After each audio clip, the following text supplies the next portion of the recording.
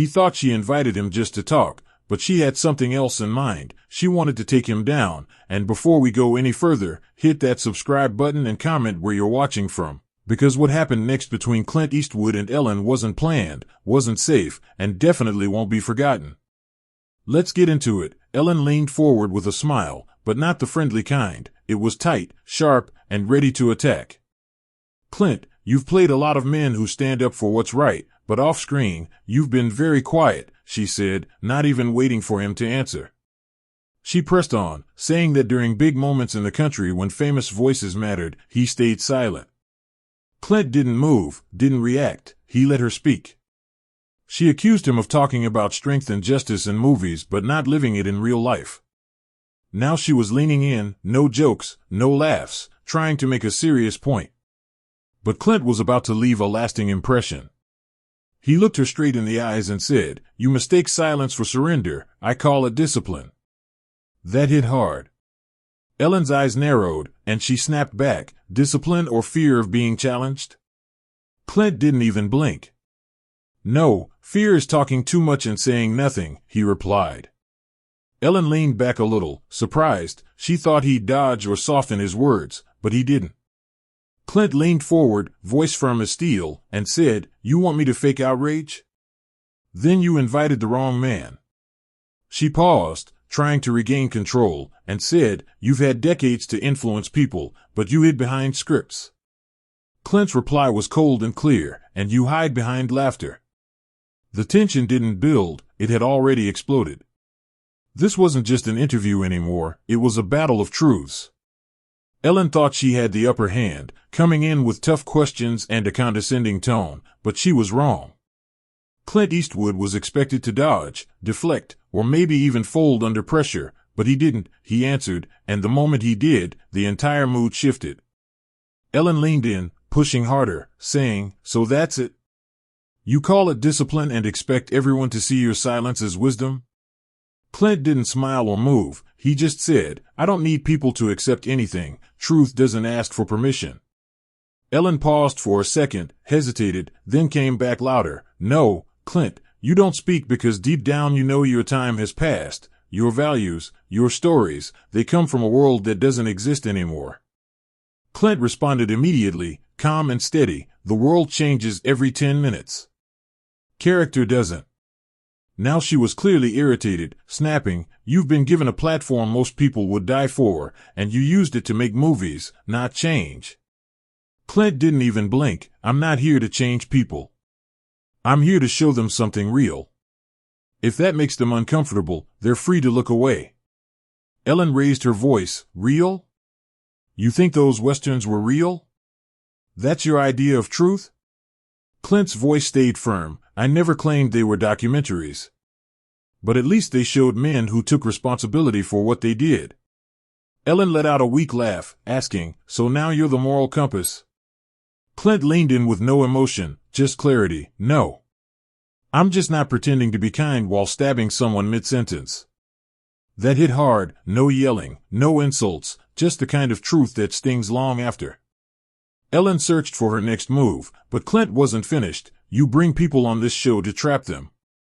You ask questions you don't want answered, and when they don't respond the way you want, you call it weakness." She tried to speak, but Clint cut in sharply. "You don't want truth. You want agreement. Silence. I don't give that. I never have and I never will." Clint had stayed calm, collected, untouchable, but Ellen wasn't done. She tried humor, failed, pressure, failed, so now she aimed for his legacy. She leaned in, dropping all charm and filters. "You built your career on the strong silent type, gunslinger, veteran, lone hero, but let's be real, Clint, that image is outdated and part of the problem." Clint stayed quiet, so she pushed harder. "Your films glorified a world that never existed, where men solved everything with violence, where emotions were weak and silence was strength." Still no reaction, so she twisted the blade. "You taught young men that being cold was honorable, that justice came from a gun, not a court, and now you sit here and call it truth?" Finally, Clint leaned forward just a little and said, "I never told anyone what to be. I showed what men became when no one else would act."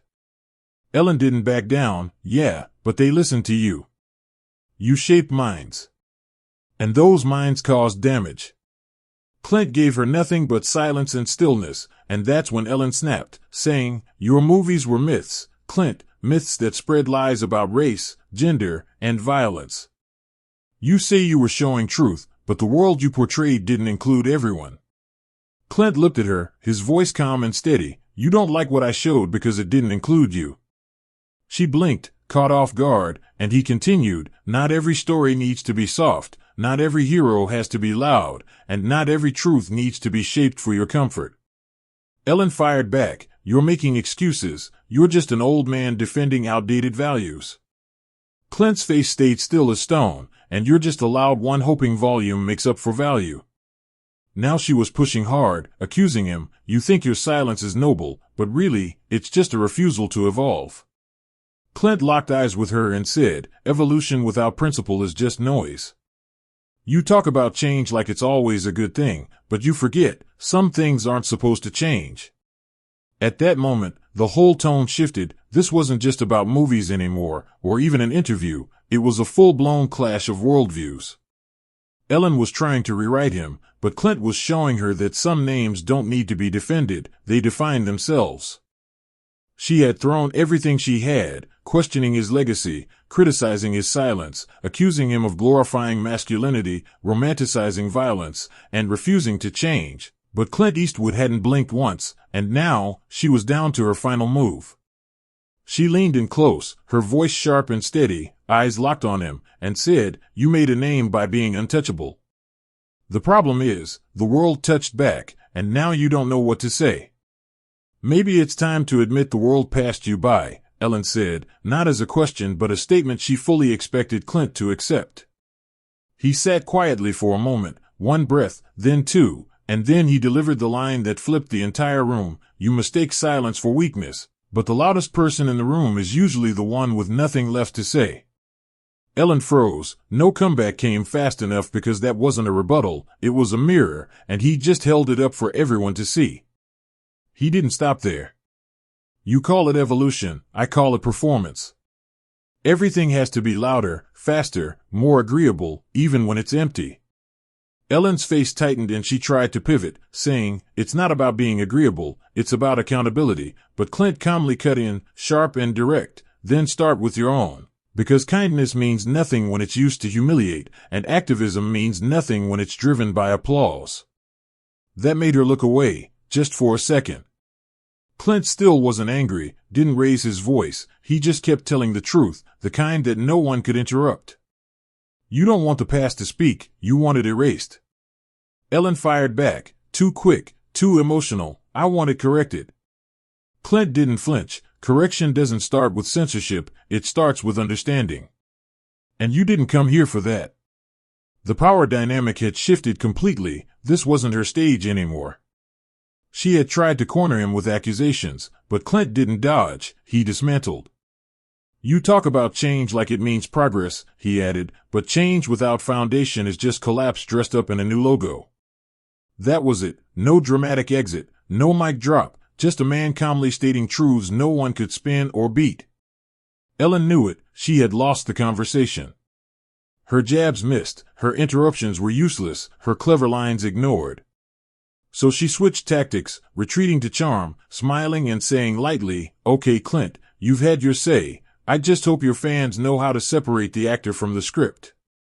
But Clint didn't smile, didn't blink. "I don't give people scripts," he said, "I give them questions, and if they walk away uncomfortable, good. That means they listened," Clint said calmly, as Ellen laughed again, trying to lighten the moment. "Well, maybe we're just from different times," she offered. "We are," Clint replied flatly. "I'm from a time where you said what you meant, even if it cost you something." She leaned in, trying to counter, "And I'm from a time where we asked people to evolve." Clint didn't hesitate. "No, you're from a time where people shout over what they don't understand and call it progress." Ellen raised her eyebrows, pretending to be surprised. "So now I'm shouting?" Clint's voice stayed level. "You've been shouting since I sat down, you just dressed it in questions." Her smile faded again, he wasn't giving her any place to grab hold. You think because you're calm, you're right? She asked. Clint gave a single nod. No. But when I'm calm, I know you have to listen. Silence hung for a beat. You want chaos, I brought clarity. That's why this feels off to you. Ellen stared, then tried humor again. You must be a lot of fun at dinner parties. Clint didn't blink. I don't go to many. I don't enjoy shallow conversation in loud rooms. That cut straight through the set. No punchline, no comeback, just truth. Ellen was unraveling. The more she pushed, the steadier he became, and the more powerful his stillness felt. You built your career making people feel good, Clint said. And that's fine. But somewhere along the way, you started confusing comfort with truth. She jumped in. That's not fair. Clint replied, it's not meant to be fair, it's meant to be honest. For once, she had no response. He looked at her and said, you're used to controlling the tone. But I didn't come here for tone. I came here to finish a sentence without being corrected halfway through it. She looked down, then back up, and tried to reset. Maybe we're just not hearing each other. Clint nodded. You're listening to respond. I'm speaking to be remembered. There was nothing left for Ellen to spin. Her sarcasm had fallen flat. Her pressure didn't work. Her charm crumbled. She shifted in her seat, not out of discomfort, but because Clint had stood firm through everything and never blinked. Still, she made one last attempt. Look, I know you're not trying to be the bad guy, Clint. But sometimes when people stay quiet too long, they lose the right to speak. One last dig, one final try to reclaim control. Clint waited, not to think, but because he knew the moment had come. Then he leaned forward, not angry, not dramatic, just present. People don't lose the right to speak, Ellen. They lose the patience to explain themselves to people who already made up their minds. That was it. No rage, no noise, just a full stop. A sentence so final there was nothing more to say. Ellen opened her mouth, paused, and closed it, because anything after that would have sounded forced, and she knew it. Clint adjusted his jacket and sat still.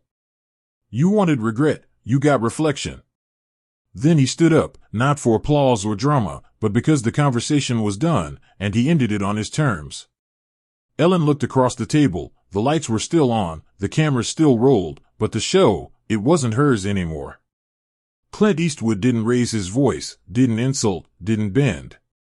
He walked onto that stage with nothing to prove and walked off reminding the world what it looks like when someone speaks with meaning instead of volume.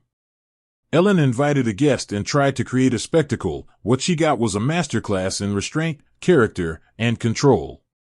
Subscribe now and drop a comment below. What would you have said in Clint's place? Because sometimes the most powerful thing you can do is say exactly enough, and nothing more.